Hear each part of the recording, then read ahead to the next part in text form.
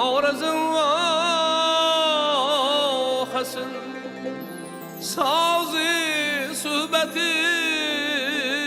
şadlığı bu dostlar körküdür lezgi Yeşerip yeşnegen diyar senetin kadim hazinesin mülküdür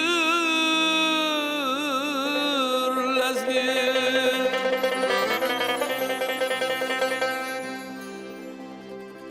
Lezgiga raqs etar eller besmebes Keksemi yaşmıdı küye resebes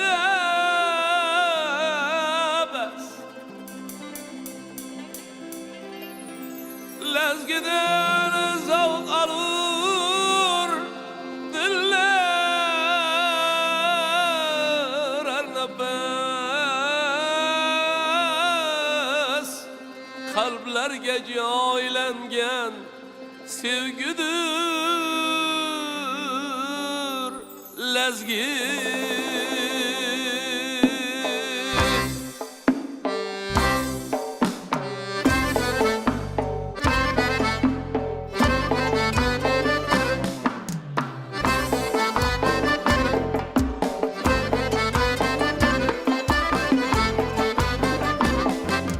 Kaysı feleği burcunun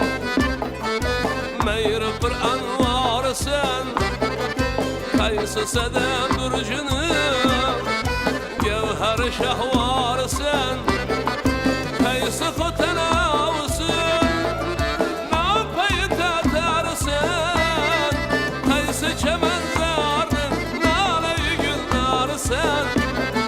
Söyle bana ey senem kim ne sever yar sen